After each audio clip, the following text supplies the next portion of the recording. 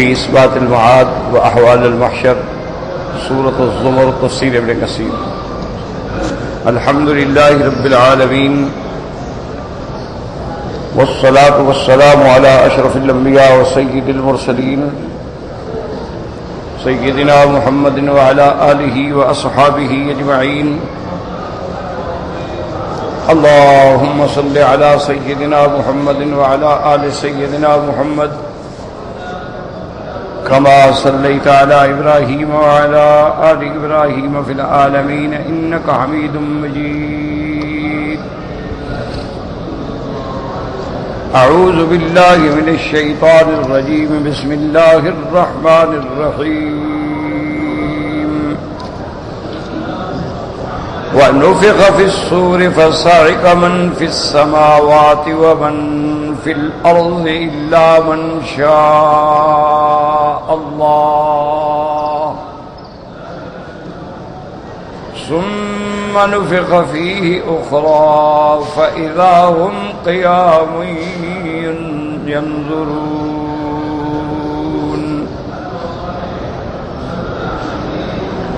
وأشرقت الأرض بنور ربها ووضع الكتاب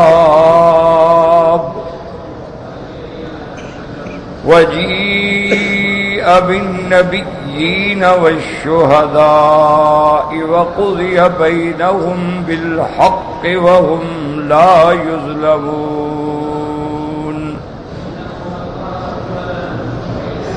ووفيت كل نفس ما عملت وهو أعلم بما يفعلون.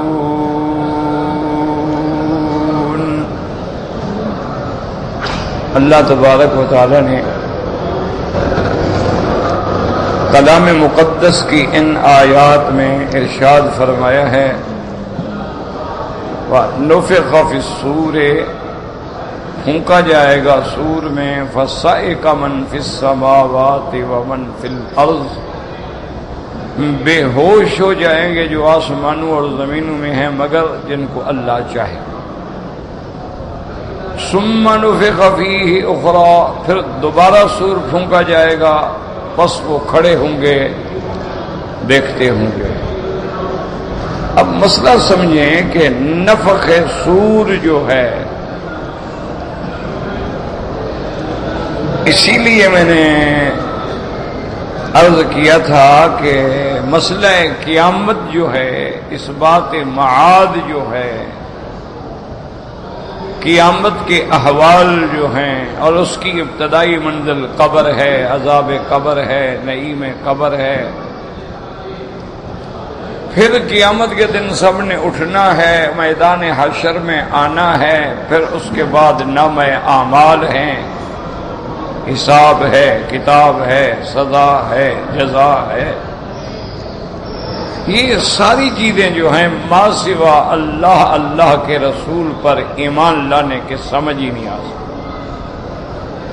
یہاں عقل کام نہیں کرتی. عقل نہیں تو بہت محدود سی چیز ہے.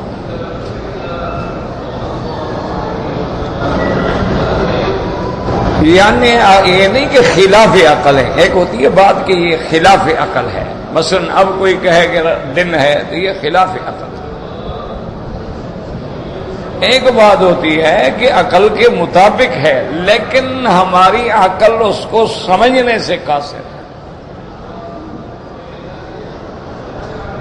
دونوں میں فرق ہے آسمان اور. ایک چیز ہے خلاف عقل، آپ کہیں 2 اور 2 5 ہوتے ہیں، خلاف عقل. لیکن بعض چیزیں ایسی ہوتی ہیں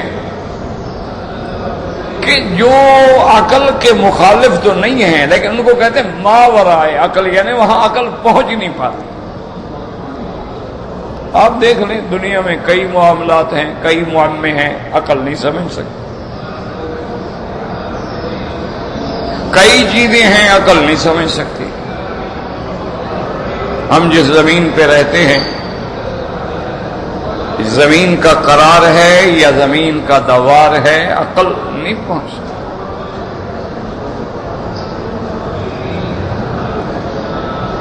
نظام عالم ہے جو اللہ نے بنایا ہے، آسمان ہیں، سورج ہیں، تارے ہیں، سیارات ہیں، عقل نہیں رسائی کر سکتی۔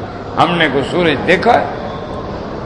روشنی آ رہی ہے، بس تپش آ رہی ہے، اس کے منافع حاصل کر سکتے، کون کا قریب جائے گا سورج کے؟ تو اس لیے قیامت کا معاملہ بھی ایسا ہے کہ جب تک انسان کے دل میں نور ایمان کی دولت نہ ہو، نور ایمان کی شمع روشن نہ ہو، نہیں سمجھ سکتا۔ مثلا یہی نفخ صور ہے کہ صور پھونکا جائے گا۔ اب عقل تو یہاں عاجز ہے نا کہ جی صور آسمانوں پہ ہے، اور وہاں سے اللہ کا فرشتہ جو ہے جس کی ڈیوٹی ہے، بعض روایات میں جبرائیل اور اسرافیل، وہ پھونک ماریں گے اور لوگ مر جائیں گے، بے ہوش ہو جائیں گے۔ کہاں آسمان، کہاں مخلوق؟ تو یہ بات عقل سے تو آپ نہیں سمجھ سکتے، لیکن جب اللہ پر ایمان ہو، اللہ کے رسول پر ایمان ہو، تو پھر کوئی مشکل ہی نہیں۔ اللہ نے قرآن میں کہہ دیا، بس ایمان ہے۔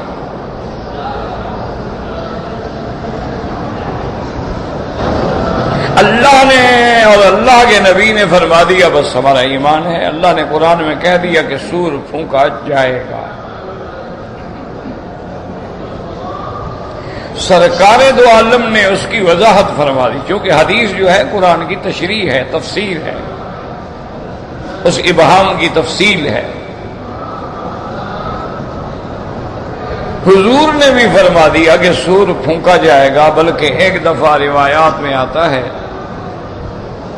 کہ صحابہ رضوان اللہ علیہم اجمعین نے عرض کیا کہ یا رسول اللہ صلی اللہ علیہ وسلم، اب اللہ نے ہمیں ملک دیا ہے، فتوحات ہیں، مغانم ہیں، اللہ کی رحمت سے فراوانی ہے، تو آپ کے لیے کوئی ایک دو جوڑے اچھے بنا لیے جائیں کہ جب باہر کے لوگ آتے ہیں اس وقت آپ پہن لیں، کیونکہ حضور پاک کا تو سادہ لباس مبارک ہے۔ آپ ایک چادر استعمال فرماتے اور ایک قمیص استعمال فرماتے، سر پہ ٹوپی مبارک اور پگڑی مبارک، اور وہ بھی سادہ۔ حضور صلی اللہ علیہ وسلم نے فرمایا، اللہ کے بندو، لباس تبدیل کرنا، لباس لانا، بنوانا، پہننا، اللہ کا فرشتہ جو ہے واضح فا ہو، اس نے تو سور پہ منہ بھی رکھا ہوا ہے، رافع بصرہ الی السماء، اور اس کی آنکھیں آسمان کی طرف ہیں، متی یؤمر، کب اللہ کا حکم آتا ہے کہ میں پھونک ماروں۔ یہ دنیا تو ختم ہونے والی ہے، اس میں ہم کپڑوں میں اور لباس میں اور ان میں اپنا وقت کیوں ضائع کریں؟ یہ دنیا ہے کیا؟ تو اتنا بھی ہمیں پتہ نہیں ہے نا کہ ہم لباس پہنتے پہنتے ہی مر جائیں۔ تو جتنے اوقات میں ہم لباس پہ اور کھانے اور پینے اور تعیشات پہ صرف کریں، اتنی دیر ہم اللہ کی یاد کر لیں، کوئی پتہ ہی نہیں نا۔ اور پھر ہر بندہ جب مرتا ہے اس کی تو قیامت آ گئی۔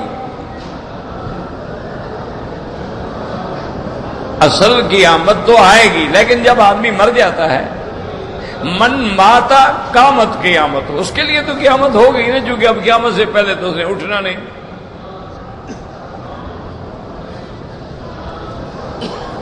اور اسی طرح حدیث میں یہ بھی آتا ہے کہ وہ سور ہے قرن، ایسے ہے جیسے تمہارے ہاں سینگ ہوتے ہیں نا بڑے بڑے، کسی ہرن کے، کسی جانور کے سینگ ہوتے ہیں، اور یہ ملنگ وغیرہ بھی پھونکے مارتے ہیں، آوازیں نکالتے ہیں، بھیک مانگتے ہیں۔ تو آپ نے بھی فرمایا وہ قرن، وہ ایک ایسا سور ہے اور اتنا عظیم ہے، اور اس میں اتنے سوراخ ہیں کہ جتنی اللہ کی مخلوق مرے گی اور دفن ہوگی، جب وہ پھونک دے گا تو ہر سوراخ سے کوئی روح جو ہے اپنے مردے میں پہنچے گی۔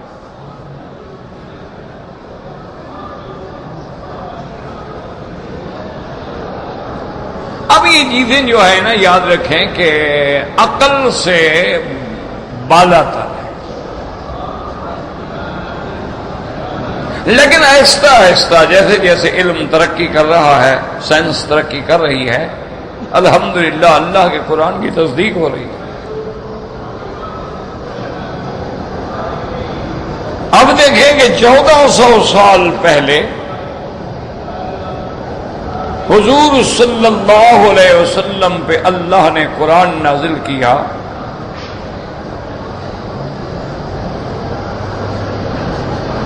اور اس میں اللہ نے ایک پھل ہے، درخت ہے زیتون، جس کا ذکر کیا۔ ایک جگہ تو اللہ نے زیتون کی قسم کھائی، والتین والزیتون، اور ایک جگہ اللہ نے فرمایا یکاد زیتھا یضیء ولو لم تمسسہ نار، اس کا تیل جو ہے ایسا روشن ہوتا ہے کہ گویا بغیر آگ کے وہ روشنی دے رہا ہے۔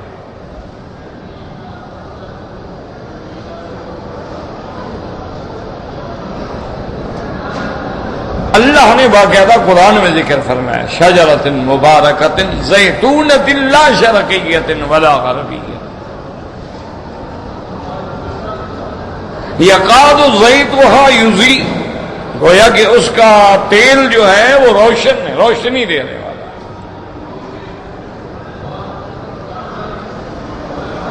اسی طرح ایک مقام پہ اللہ نے فرمایا کہ یہ تم پر ہماری بہت بڑی نعمت ہے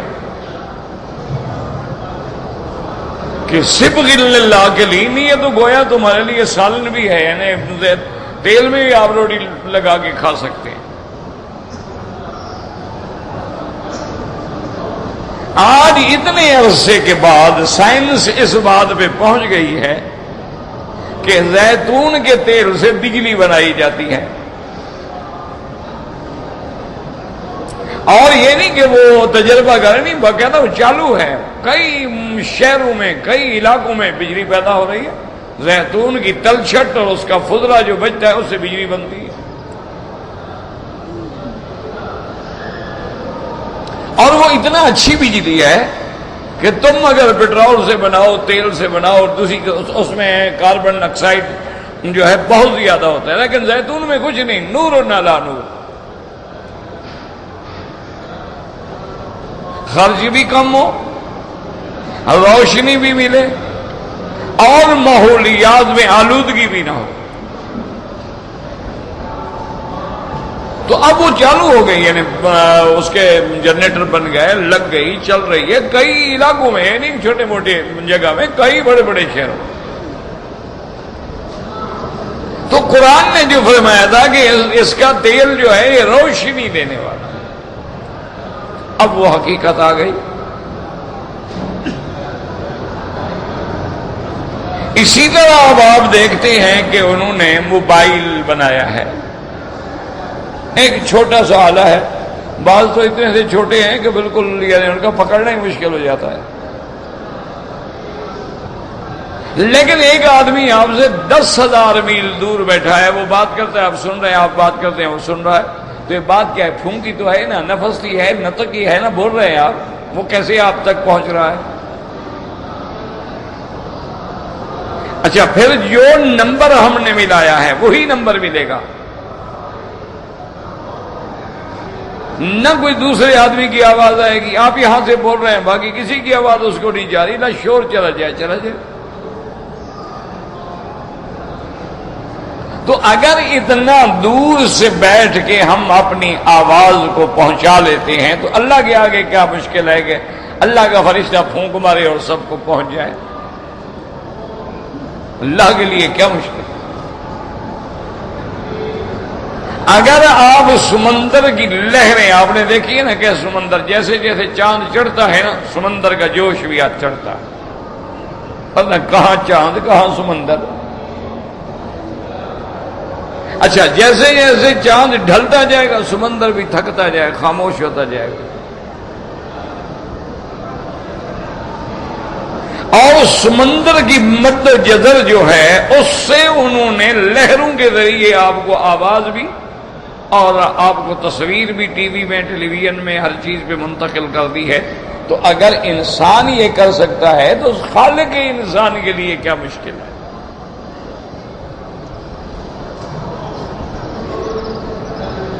اسی لیے بعض علماء نے لکھا ہے اللہ تبارک و تعالی علماء اہل سنت والجماعت جو فوت ہو گئے ان کے قبروں کو باغ جنت بنائے، جو زندہ ہیں ان کی حفاظت فرمائے. اتنا تحقیق کی ہے نا انہوں نے، اتنی محنت کی ہے اللہ کے قرآن اور حدیث میں کہ انہوں نے کہا کہ اللہ نے قرآن میں جن جن چیزوں کا، جن معجزات انبیاء کا، خرق عادات کا ذکر کیا ہے قیامت سے پہلے پریکٹیکل طور پہ لوگوں کے سامنے آ جائیں گی، تاکہ قیامت میں نہ کہہ سکے اللہ میں ہمیں تو یہ بات سمجھ نہیں آتی تھی.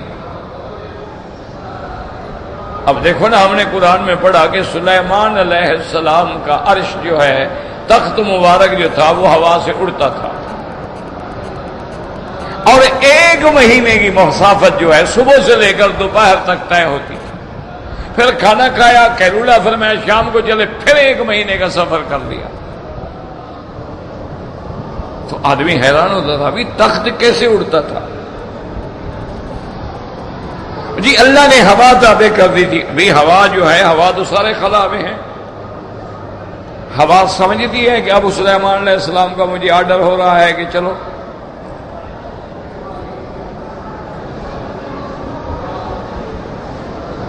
لیکن اللہ نے فرما دی والی سلیمان الریحا، ہم نے ہوا کو حکم دیا تابع ہو جاؤ میرے پیغمبر کے.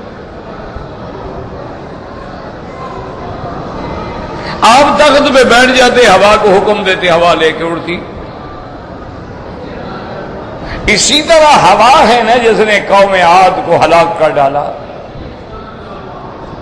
وہ بھی تو اللہ نے ہوا کو حکم دیا نا، بریح صرصر آتیہ. اور خندق کے موقع پر اللہ نے اپنے محبوب محمد مصطفیٰ کی مدد بھی تو ہوا سے کی نا، ہوا بھیجی.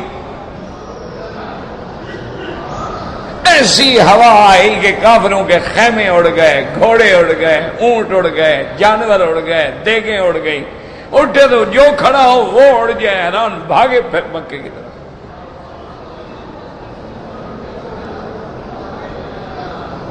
حضور صلی اللہ علیہ وسلم نے صبح کی نماز پڑھ کے فرمایا میدان تو دیکھو. نے کہا حضور میدان تو خالی ہو گیا، وہ تو سب گئے.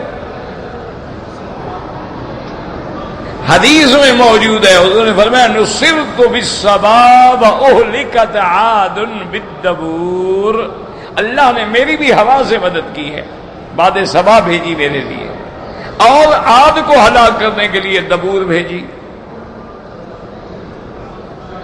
تو ہوا ہے. تو یہ باتیں یعنی بحیثیت مومن کی الحمدللہ ایمان ہے، لیکن تصور اور سمجھ نہیں آتی. اب ہوائی جہاز اڑ رہے ہیں تو بات سمجھ آ گئی نا کہ اگر بندے جہاز اڑا سکتے ہیں، جہاز ہے کتنا ٹن اس کا وزن ہے، کتنا ٹن اس میں پٹرول ہے، پھر 400 آدمی اس کے اندر ہے، 400 بندے کا سامان اس کے اندر ہے، پھر وزن کرو نا کتنا وزن بنتا ہے. پھر آپ نے دیکھا کیسے رن وے پہ جا کر جب بالکل سیدھ پہ پہنچ کر کھڑا ہو جائے گا، پھر اپنے وہ پوری طاقت سے اپنے پنکھوں کو چلائے گا. وہی ہوا سے کام لیا جا رہا ہے نا. اس کے بعد جو نا وہ جلدی جلدی یکدم اوپر جائے گا اور 40,000 قدم پر اوپر چلا جائے گا. اور پھر اللہ کی شان دیکھیں کہ اس کے متبات آتے ہیں. کیا بنا جہاز جا رہا ہے نا، آپ نے دیکھا ہوگا سواری میں کبھی کبھی جہاز اوپر جاتا پھر اوپر جاتا، درمیان میں جو خلا ہے نا جہاں ہوا نہیں ہوتی وہ وہاں نیچے آ جاتا.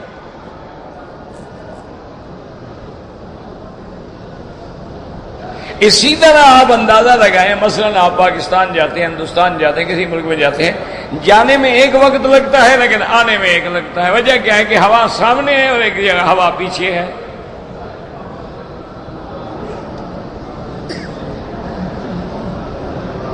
تو جب ہوا کا مقابلہ کرے گا تو لازمی بات ہے کہ رفتار تو کم ہوگی نا, زور زیادہ لگ رہا ہے نا, فیول زیادہ خرچ ہو رہا ہے. اور جب ہوا اس کو بھی پیچھے سے ساتھ مدد کر رہی ہے, دھکا دے رہی ہے, تو فیول بھی کم خرچ ہو رہا ہے اور حضرت بھی جلدی جا رہے ہیں. مسئلہ وہی ہوا ہے. تو اب ہم نے بالکل آنکھوں سے دیکھ لیا کہ اگر ہوائی جہاز اڑ سکتا ہے اور انسانوں کا بنا ہوا, تو جو خالق انسان ہے وہ کیوں نہیں اڑا سکتا سلیمان کا تخت؟ تو مسئلہ ہی حل ہو گیا. اسی طرح جیسے آپ پڑھتے ہیں قرآن میں, ہم بھی پڑھتے ہیں, طالب العلم ہیں, کہ اللہ نے پرندے بھیجے ابابیل. یہ جو یہاں اڑتے ہیں نا لوگوں نے بنایا ہوا ابابیل, یہ کوئی ابابیل شبابیل نہیں ہے.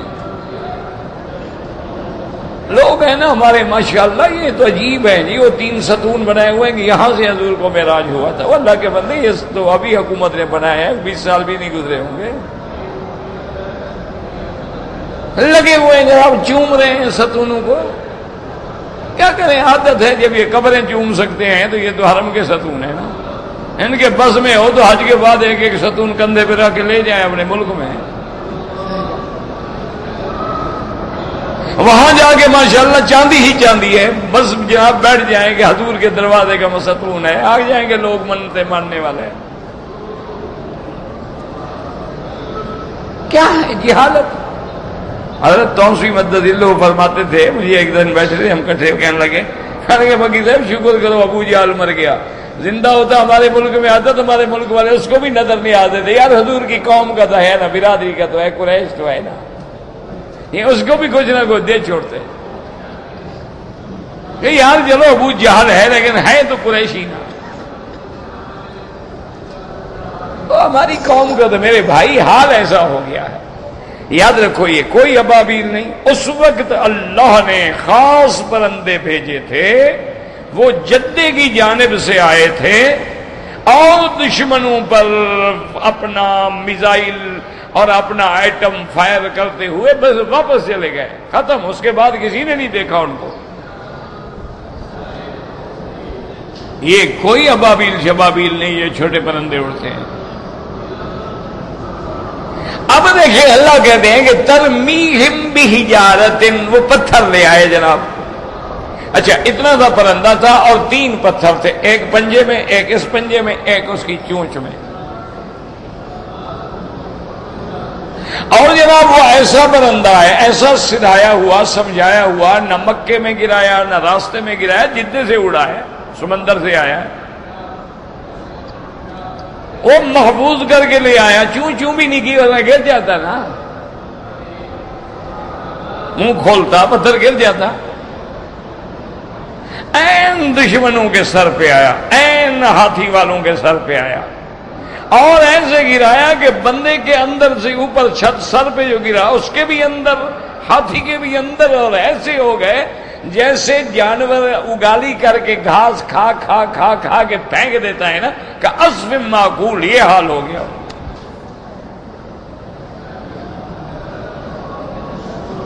تو سوچتے تھے کیسے ہو سکتا ہے. دیکھ لیا آپ نے کہ لوگ ایٹم بنانے میں کامیاب ہو گئے, وہ گزر رہا ہے کہ 80 لاکھ آدمی 1 منٹ میں ختم ہو جائے. ناگاساکی ہے اور جو واقعات ہیں دنیا میں موجود ہیں, اللہ بچائے. اور ان کو کتنی مدتیں گزر گئی. آج بھی اس علاقے میں جو بچہ پیدا ہوتا ہے وہ معذور ہوتا ہے, یا لولا ہے, یا لنگڑا ہے, یا اندھا ہے, یا کانا ہے. اس کے تابکاری کے اثرات ابھی تک موجود ہیں. تو اب جب یہ سامنے آیا تو حقیقت آ گئی کہ یہ بندہ بنا سکتا ہے تو خدا کیوں نہیں بھیج سکتا ایسے پتھر. مسئلہ حل ہو گیا, کوئی مشکل باقی نہ رہی. اب حدیث پاک میں آتا ہے اللہم اغسل, جنازے میں بھی دعا مانگتے ہیں نا, اللہم اغسل خطایاہ من الماء والثلج والبرد, کہ اللہ اس کے گناہ کو دھو ڈال, پانی سے بھی, برف سے بھی, اولے سے بھی.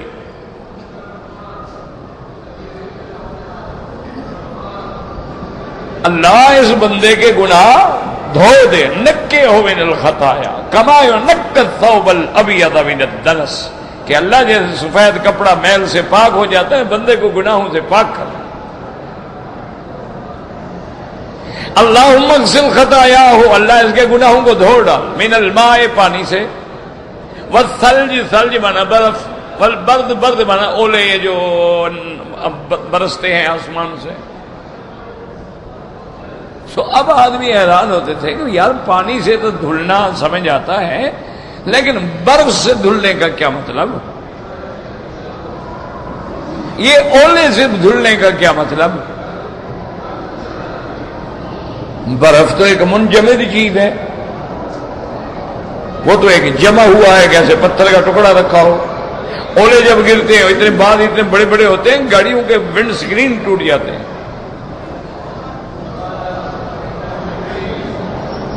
لیکن الحمدللہ یہ عقدے بھی حل ہو گئے کہ ہمارے جن علاقوں میں برف پڑتی ہے، اولے پڑتے ہیں، وہ لوگ کہتے ہیں ہم اپنے کپڑے بچھا دیتے ہیں، اسی پہ برف پڑتی رہتی ہے، بس تو 4 گھنٹے 6 گھنٹے کے بعد نکال لیا اور صاف ہو جاتا، خود بخود دھل جاتے۔ یعنی جو اللہ نے قرآن میں ذکر کیا ہے، قصہ بلقیس ہے، عرش سلیمان ہے، اسی طریقے سے جو خوارے کے عادت آئے ہیں، ہوا آئی ہے قوم عاد پر، صیحہ ہے، رجفہ ہے، ری ہے، تو ان علماء نے کہا ہے کہ قیامت کے آنے سے پہلے پہلے ساری دنیا یہ دیکھ لے گی، حقیقت پریکٹیکل طور پہ سامنے آ جائے گی۔ تو اس لیے یاد رکھیں ہمارا ایمان ہے کہ قیامت برحق ہے، سور برحق ہے، میزان برحق ہے، نامہ اعمال برحق ہے، حساب کتاب جزا سزا گواہ معاملات سب برحق ہے جو اللہ نے قرآن میں فرمایا۔ اب یاد رکھو کہ نفخ فی الصور جو ہے، بعض علماء تو کہتے ہیں 4 نفخ ہیں۔ یاد رکھو بعض علماء فرماتے ہیں 4 دفعہ سور پھونکا جائے گا، ایک دفعہ کہ مر گئے، ایک دفعہ کھڑے ہو گئے، ایک دفعہ حشر میں بے ہوش ہو گئے، ایک دفعہ سب ہوش میں آ گئے، کہتے ہیں 4۔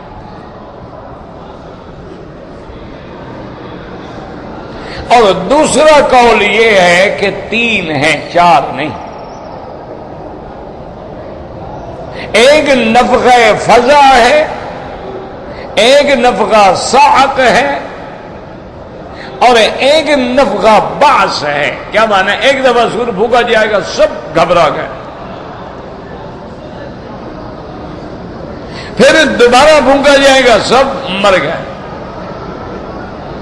پھر سے 12 پھونکا جائے گا، سب زندہ ہو کے کھڑے ہو گئے، تو 3 ہو گئے۔ یاد رکھیں، سمجھنے کی کوشش کریں، اللہ کرے ہمیں قرآن کی ایک آیت بھی سمجھ آ جائے تو الحمدللہ، اللہ کا ہم شکر کریں، نہ آئے دوبارہ سمجھنے کی کوشش کریں، ترجمے والے قرآن دیکھیں، تفسیریں پڑھیں، علماء سے رجوع کریں۔ ایک قول میں 4 ہیں، 2 پہلے اور 2 عشر میں، اور دوسرے قول میں 3 ہیں، نفخہ فضا، نفخۃ الصاعق، نفخۃ البعث۔ لیکن راجح قول جو ہے جمہور مفسرین کے نزدیک سلفن و خلفن، کہ سور جو ہے اس میں 2 دفعہ پھونک ماری جائے گی۔ وہ کہتے ہیں وہ فاضع من فی السماوات جو ہے نا، یعنی پہلے اس میں ابتدائی گھبراہٹ پھر ختم، لیکن سور ایک ہے، پھونک ایک ہے، نفخ ایک ہے، وہی فضا ہے، وہی صاعق، اور اس کے بعد جو ہے پھر سور پھونکا جائے گا تو سب اب کھڑے ہو جائیں، اور ان کے درمیان کی جو مدت ہے وہ تقریباً 40 سال ہو۔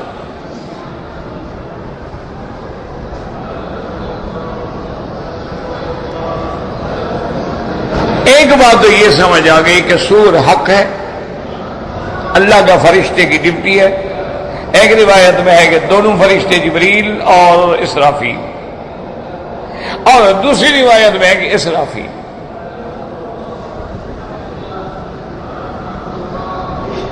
اب قرآن میں جو لفظ آیا ہے اس پہ غور کریں اور اس کو سمجھیں۔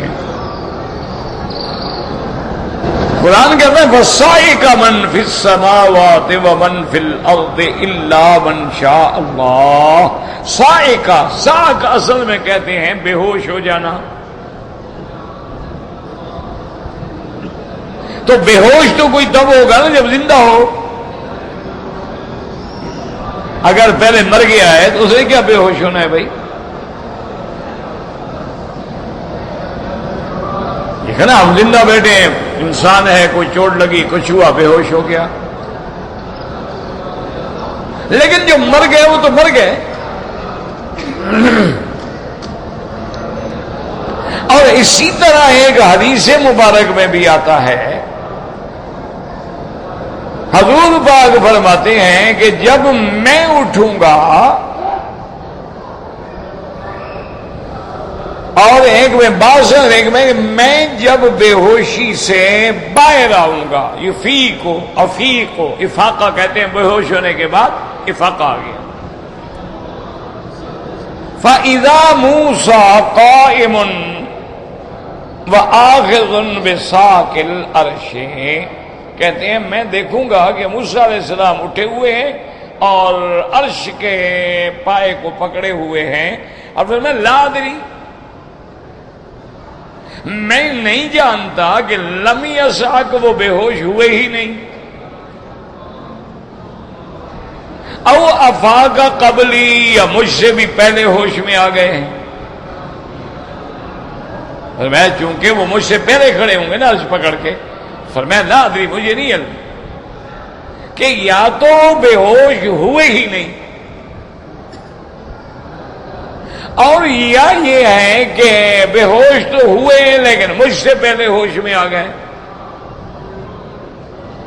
تو اب اس میں بھی عجیب بات آتی ہے نا، اس کا مطلب ہے کہ موسیٰ علیہ السلام یعنی زندہ ہیں تبھی بے ہوش ہوں گے نا، تبھی پہلے ہوش میں آئیں گے نا۔ تو اس لیے یہ ایک بڑا مشکل مسئلہ ہے۔ لیکن علماء نے، اہل تفسیر نے، اللہ ان کی قبروں پہ رحمت کرے، بات سمجھو، جو مر گئے وہ تو مر گئے، انہوں نے کیا بے ہوش ہونا ہے؟ لیکن جو زندہ ہوں گے مثلا قیامت کے وقت، ان پہ یہ کیفیت ہوگی کہ پہلے بے ہوش ہوں گے پھر اسی بے ہوشی میں مر جائیں گے۔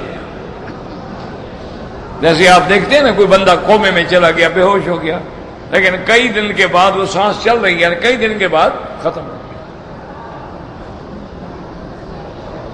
یہ تو ہوگا ان سے جو زندہ ہے، اور جو لوگ فوت ہو گئے ہیں ان کے روح تو زندہ ہیں نا، ارواح تو زندہ ہیں، یا علیین میں ہیں یا سجین میں ہیں، روح پہ تو موت نہیں آئی تھی نا۔ تو اس لیے علماء فرماتے ہیں فَصَائِقَ، یعنی ان روحوں کو روح بے ہوش ہو جائے، ان میں پھر جناب ان کو دوبارہ پھر ہوش آئے۔ تو یعنی وہ کہتے ہیں کہ اس کا تعلق جو ہے ارواح سے ہے۔ تو اب کوئی مشکل نہیں رہتی، کیونکہ ارواح تو سب کے زندہ ہیں نا۔ اس لیے اب موسیٰ علیہ السلام والی حدیث بھی ٹھیک ہو گئی کہ ان کی روح مبارک جو تھی وہ پہلے فاقے میں آ گئی، اور حضور نے فرمایا کہ ہاں معلوم یہ ہوتا ہے کہ اللہ نے ان کو ساقت طور جو تھا نا اس کا بدلہ دیا کہ مجھ سے بھی پہلے ہوش میں آ گئے، چونکہ وہ طور پہ بے ہوش ہو گئے تھے نا۔ اللہ بدلہ دیتے ہیں کہ جب عرض کیا تھا رب ارنی انظر الیک، میرا مولا اپنے شرف کلام بخشا ہے، مجھے شرف دیدار بھی بخشیں۔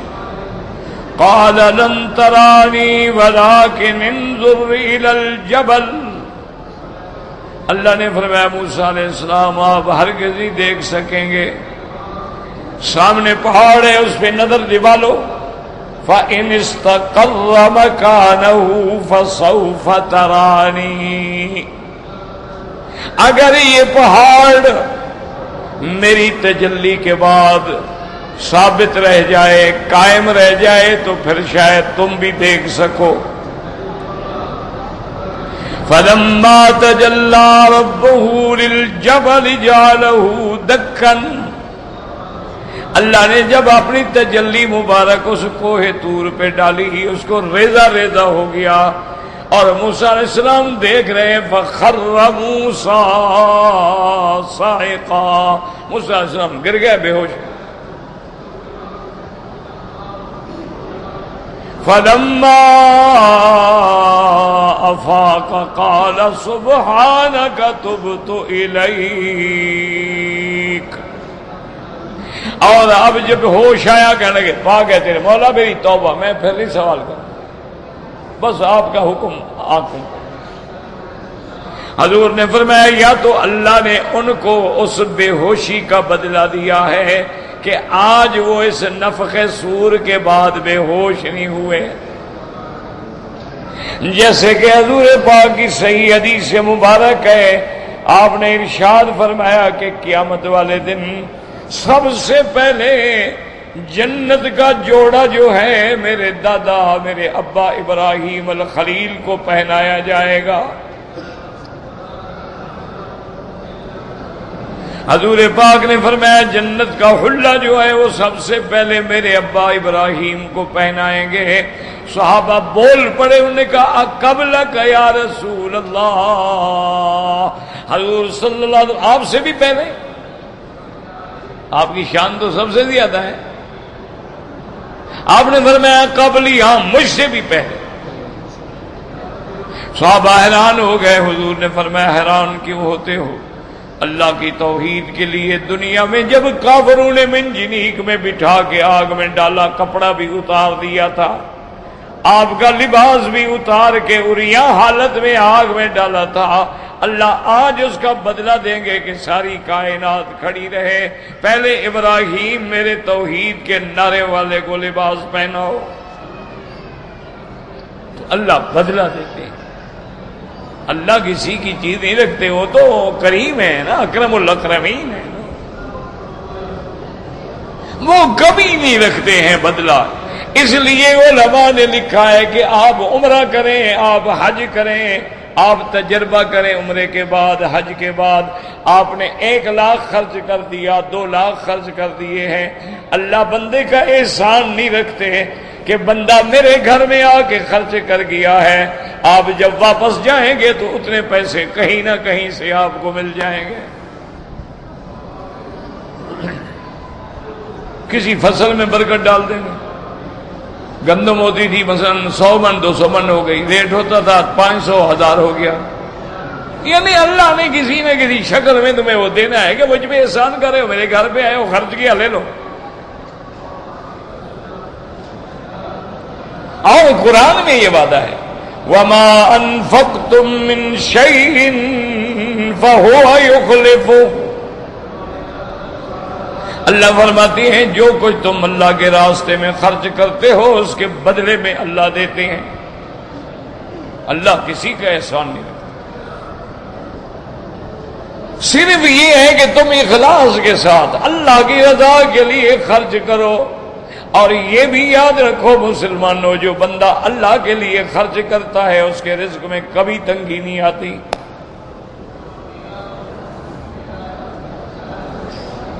تو اس لیے اللہ تبارک و تعالیٰ یعنی بدلہ دیں گے۔ اب مسئلہ سمجھ آ گیا، جو لوگ مر گئے جسد تو ختم ہو گیا، اب روح تھے، روح بھی بے ہوش ہو کے پھر ان پہ بھی گویا موت آ گئی، پھر جب روح پھونکے جائیں گے تو سب روحیں اپنے اپنے جسم میں پہنچیں گی اور سب بندے کھڑے ہو جائیں گے میدان محشر کی طرف۔ یہاں فرمایا الا من شاء اللہ،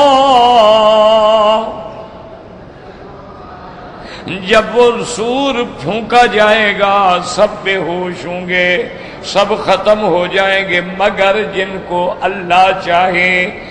الا من شاء، اللہ سے کون مراد ہیں؟ بعض علماء فرماتے ہیں 4 فرشتے جبرائیل، میکائیل، اسرافیل، اسرائیل، یہ 4 فرشتے مراد ہیں، اور بعض فرماتے ہیں کہ حملۃ العرش، جو اللہ کے عرش کو اٹھانے والے فرشتے ہیں وہ بھی مراد ہیں۔ لیکن یاد رکھو پھر ان پہ بھی موت آئے گی، ان 4 فرشتوں میں بھی پھر موت آ جائے گی۔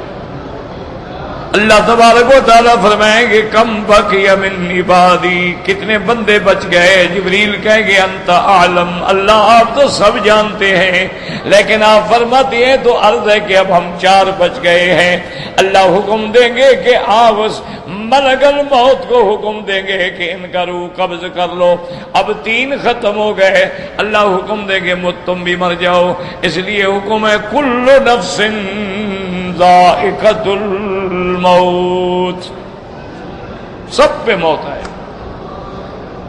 کل شیء ہالک، ہر چیز قابل ہلاک ہے، الا وجہہ، مگر اللہ کی ذات جس پہ نہ زوال ہے، نہ ہلاک ہے، نہ نیند ہے، نہ موت ہے، نہ عجز ہے، نہ کسل ہے، نہ ضعف ہے، وہ ہر صفت نقصان سے پاک ہے۔ اس لیے سمجھیں کہ اللہ تبارک و تعالیٰ کا یہ نظام ہے، موت آنا ہے سب پہ، کل من علیہا فان، اور یاد رکھو کہ موت صرف بندوں پہ، حیوانات یا جنوں پہ نہیں آئے گی، ہر چیز کی ایک زندگی ہے، آسمان ہیں، زمینیں ہیں، لیکن وہ وقت آئے گا کہ پھر گویا ان پہ بھی موت آ گئی، اذا السماء انشقت، آسمان پھٹ گیا،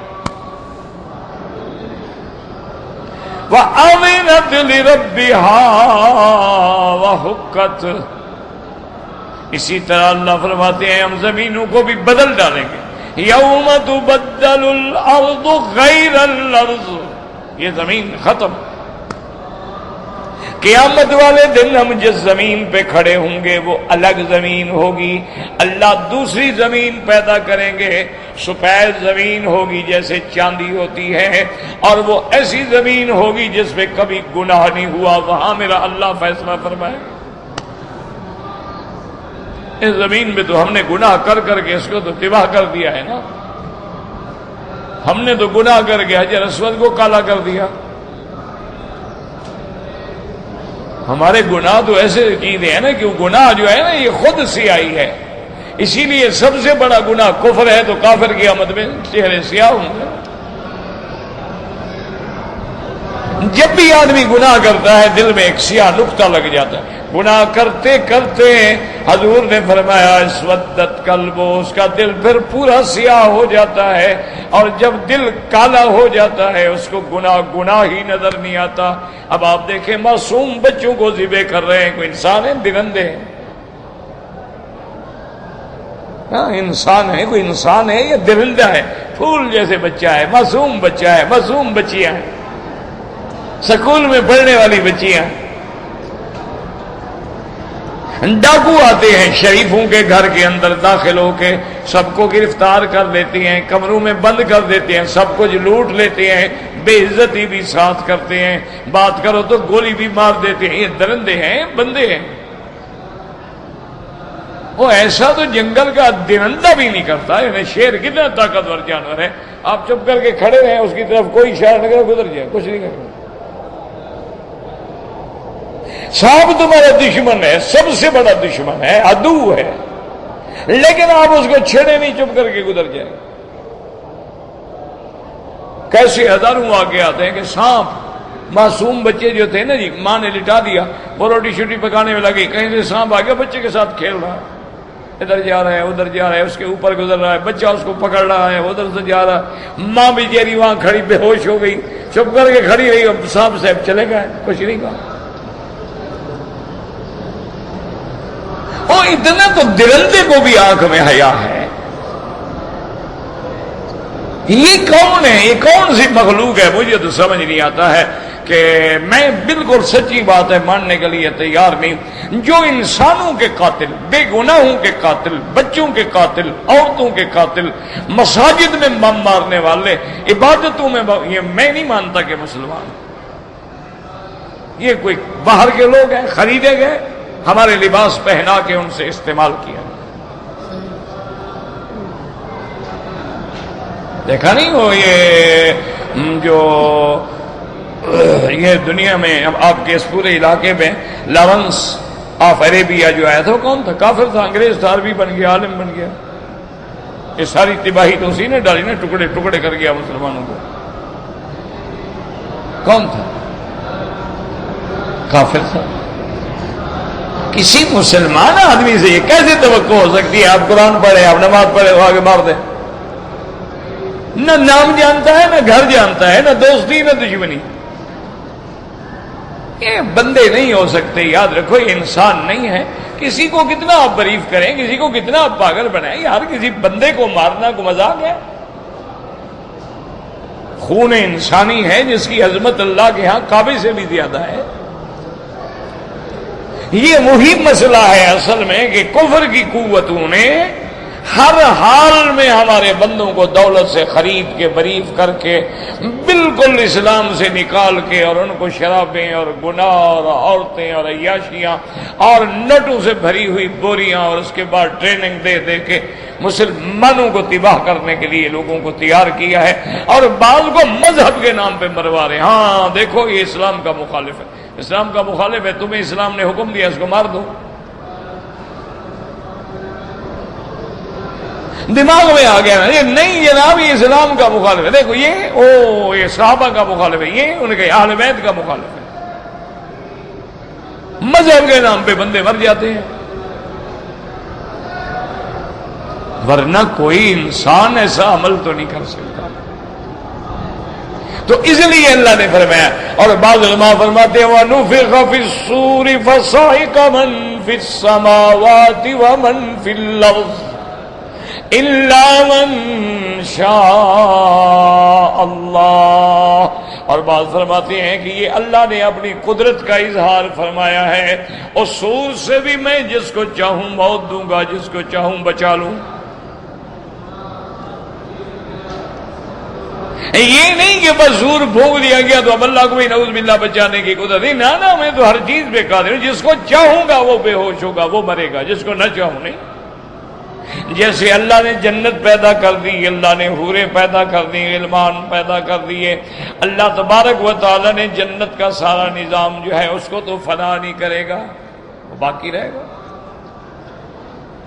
اس لیے فرما دیا الا من شاء اللہ ثم نفخ فیہ اخری فاذا هم قیام ینظرون۔ اور پھر جب دوسری دفعہ سور پھونکا جائے گا، سب اپنے قبروں میں کھڑے ہو جائے گا، سب کھڑے ہو گئے، روح اپنے جسد میں آ گئی۔ مجالے غلطی کریں کہ 1 نمبر کی روح 2 نمبر میں چلی جائے، سوال ہی پیدا ہوتا۔ اللہ کا معاملہ ہے، وہاں غلطی ہو ہی نہیں سکتی، وہ غلطی سے پاک ہے۔ تو اس لیے یہ نفخ صور جو ہے یہ بھی حق ہے، قیامت بھی حق ہے، عذاب قبر بھی حق ہے، میزان بھی حق ہے، اور نامہ اعمال کا ملنا بھی حق ہے۔ اس کے بعد جناب پھر جنت ہے، جہنم ہے۔ آمنا باللہ وبکتابہ وبکلامہ وکلام رسولہ صلی اللہ علیہ وسلم۔ اسی لیے آپ ایمان کی شرطوں میں بھی کہتے ہیں نا آمنت باللہ وملائکتہ وکتبہ ورسلہ وبالیوم الآخر۔ اسی طرح کہتے ہو بالقدر خیرہ وشرہ والبعث بعد الموت۔ تو یہ ایمان کا حصہ ہے، اللہ ہمیں صحیح ایمان نصیب فرمائے۔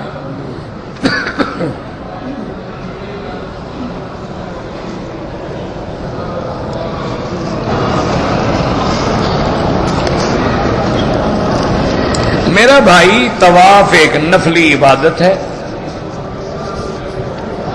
اس میں اختلاف ہے علماء کرام کا کہ آپ کسی دوسرے کی طرف سے طواف کریں، زندہ کی طرف سے، اصل اختلاف سے بچیں. طواف تم اپنے لیے کرو. جب طواف کر لو تو اللہ سے دعا مانگ لو کہ یا اللہ اس کا ثواب فلاں کو عطا فرما. تو پھر آدمی اختلاف سے بچ جائے. یعنی دیکھیں نا، جیسے آپ نے مزدوری کی، آپ کی مزدوری بنی مہینے میں 1000 ریال. آپ نے اس کو کہہ دیا کہ بھائی میرا جو 1000 ریال ہے نا، میں فلاں کو بھیج رہا ہوں، آپ اس کو دے دیں. حالانکہ مزدوری تو آپ نے کی، محنت آپ نے کی، پیسہ آپ کا ہے، لیکن جس کو آپ نے کہا اس کو مل گیا. یہ بھی تو تمہاری محنت ہے، تم نے محنت کی ہے، تم نے عبادت کی ہے، تم نے طواف کیا ہے. اپنے لیے کریں اور اس کے بعد اس کے لیے دعا کر دیں. اللہ تبارک و تعالی قادر ہیں، وہ عطا فرمائیں.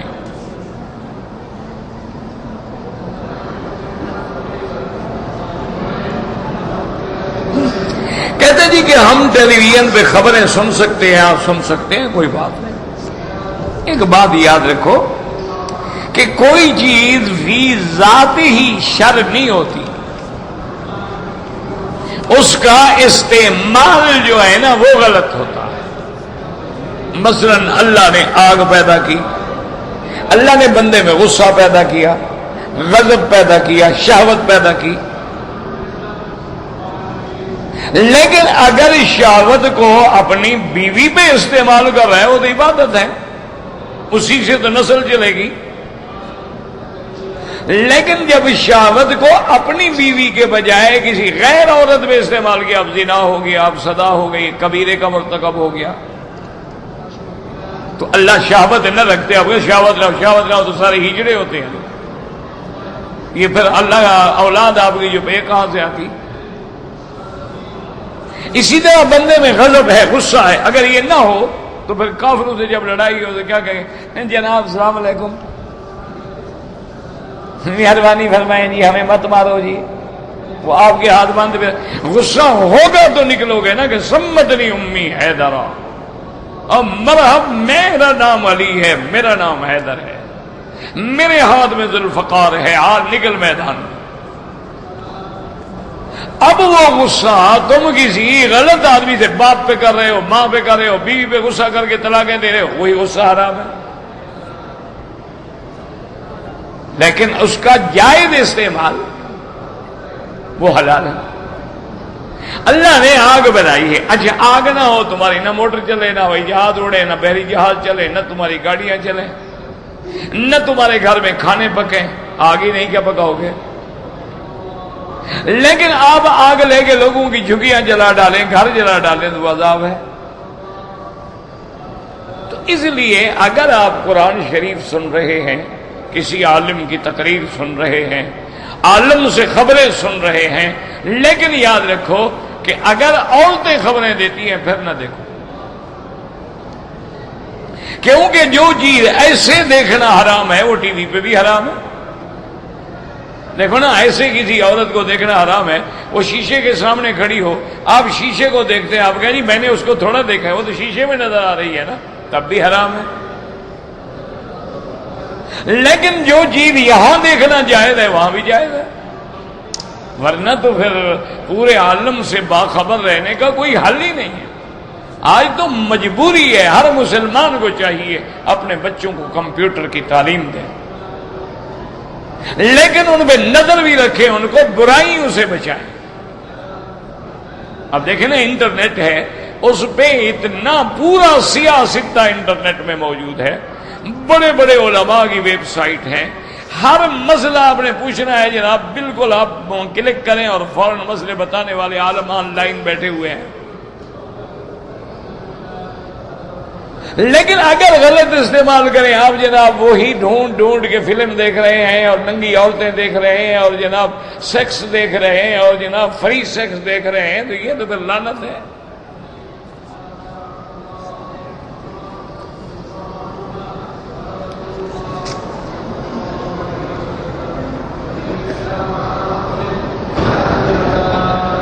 میں نے حج افراد کیا ہے، میں حدود حرم کے باہر رہتا ہوں، میں نے عرفات کے دن احرام باندھا تھا، حج تو آپ کا ہو گیا الحمدللہ، آپ نے نیت کی، احرام باندھا، عرفات پہنچ گئے. لیکن آپ مکے سے باہر رہتے تھے، آپ کو احرام بھی باہر سے باندھنا تھا۔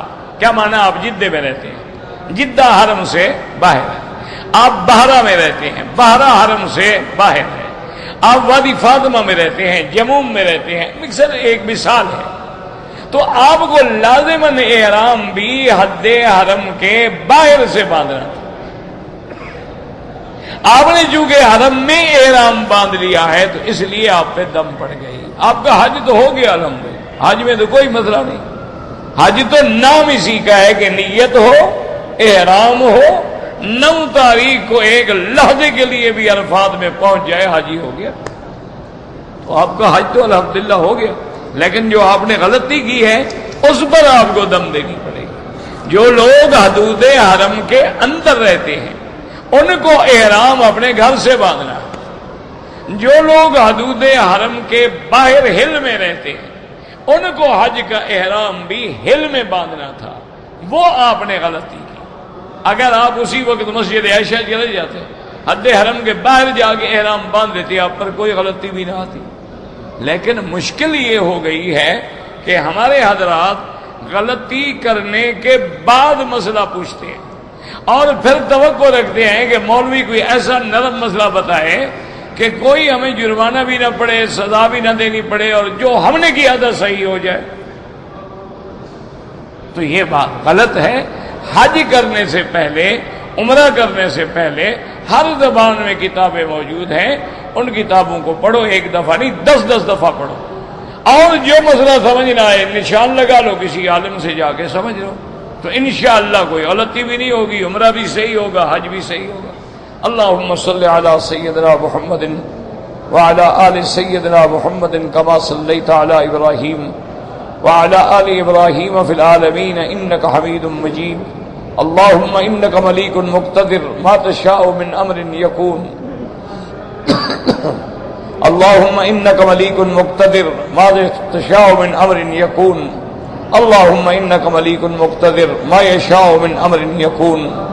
اللہم انصر المجاہدین، اللہم انصر اخواننا فی فلسطین، اللہم انصرہم فی کشمیر، اللہم انصر المجاہدین فی کل مکان، اللہم ایدہم بنصرک یا قوی یا عزیز، اللہم اہلک اعداءک اعداء الدین، اللہم اہلک الیہود والوثنیین والصلیبیین ومن والاہم من الکفار والمشرکین، اللہم انزل علیہم بأسک الذی لا یرد عن القوم المجرمین، اللہم اشفنا واشف مرضانا ومرضى المسلمین، اللہم اشفنا واشف مرضانا ومرضى المسلمین، اللہم اجعل لنا وللمسلمین من کل ہم فرجا ومن کل ضیق مخرجا ومن کل بلاء عافیا، اللہم احفظ سائر بلاد المسلمین وهذا البلد الامین فاجعلها آمنا مطمئنا سخاء